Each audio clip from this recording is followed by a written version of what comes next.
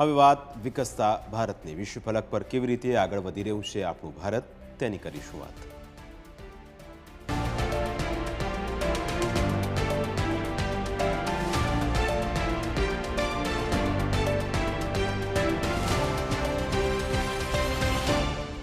Bharat times ગ્રુપના higher education impact rating 2024માં સર્વોચ્ચ સ્થાને આવી પહોંચ્યું છે। ભારતની અમૃતા વિશ્વ વિદ્યાપીઠ 81માં સ્થાન પર છે, જ્યારે JSS academy of higher education અને રિસર્ચ 101થી 200ના બેન્ડમાં સ્થાન પર આવી છે। વિશ્વભરની 96 સંસ્થાઓને આ લિસ્ટમાં સ્થાન આપવામાં આવ્યું છે, જેમાં ભારત સૌથી સન્માનજનક દેશ તરીકે ઉભરી આવ્યું છે, જે બાદ તુર્કી અને પાકિસ્તાન આવે છે। લવલી પ્રોફેશનલ યુનિવર્સિટી એટલે કે LPU, Manipal academy of higher education અને Shoolini university of biotechnology and management સાયન્સને પણ 101 થઈ 200 બેન્ડમાં સ્થાન મળ્યું છે। પ્રોડક્શન લિંક્ડ ઇન્સેન્ટિવ એટલે કે પીએલઆઈ યોજના હેઠળ ભારતમાં મોટું રોકાણ થઈ રહ્યું છે।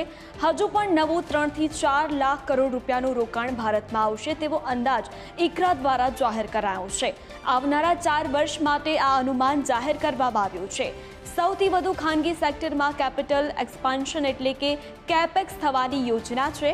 પીએલઆઈ યોજના હેઠળ સરકાર જે તે સેક્ટરમાં થતા કુલ ઉત્પાદન પર નાણાકીય સહાય આપે છે। જેટલું વધુ ઉત્પાદન થાય તેટલું વધુ ઇન્સેન્ટિવ મળે છે। સ્વાભાવિક નાણાકીય સહાય એક લિમિટમાં જ મળે છે, પરંતુ આ યોજનાના કારણે કંપનીમાં ભારતમાં ઉત્પાદન કરવા માટે પ્રોત્સાહિત થઈ રહી છે। મેક ઇન ઇન્ડિયા જેવા કાર્યક્રમ હેઠળ આ જાહેરાત થઈ હતી। ભારતની છૂટક મોંઘવારી સતત ઘટી રહી છે, જે હવે ઘટીને 12 મહિનાના તળિયા પર એટલે કે 4.75% પર આવી પહોંચી છે। હાલમાં જ મે મહિનાના મોંઘવારીના આંકડાઓ જાહેર થયા હતા, જેમાં ભારતનો મોંઘવારી દર 12 મહિનાના ન્યૂનતમ 4.83%ને નીચે આવી પહોંચ્યો છે। હવે મોંઘવારી આરબીઆઈના 2 થી 6%ના લક્ષ્ય પ્રમાણે આવી પહોંચી છે, જેથી હવે ભારતમાં વ્યાજદર ઘટે તેવી પૂરી શક્યતાઓ સેવાઈ રહી છે।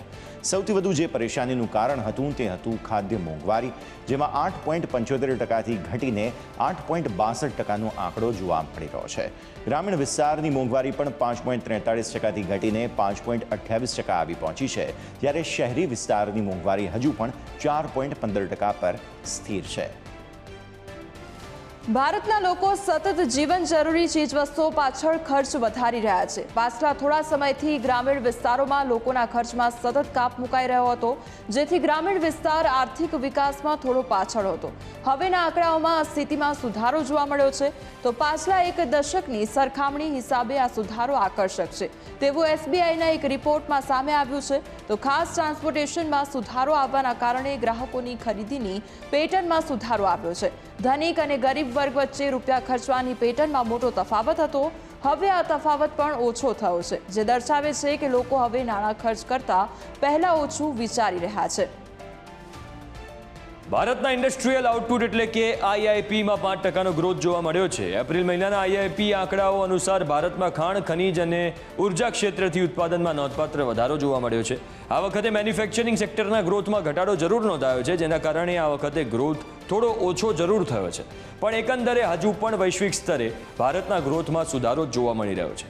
ચૂંટણી પહેલાનો સમય હોવાના કારણે દેશમાં ઉત્પાદન જરૂર ઓછું થયું હતું, પણ અન્ય સેક્ટરથી સારો ગ્રોથ યથાવત રહ્યો, જેમાં ઉર્જા ઉત્પાદન 10.2% વધ્યું હતું, સામે કન્ઝ્યુમર ડ્યુરેબલ ઉત્પાદનનો ગ્રોથ પણ 9.8% રહ્યો છે।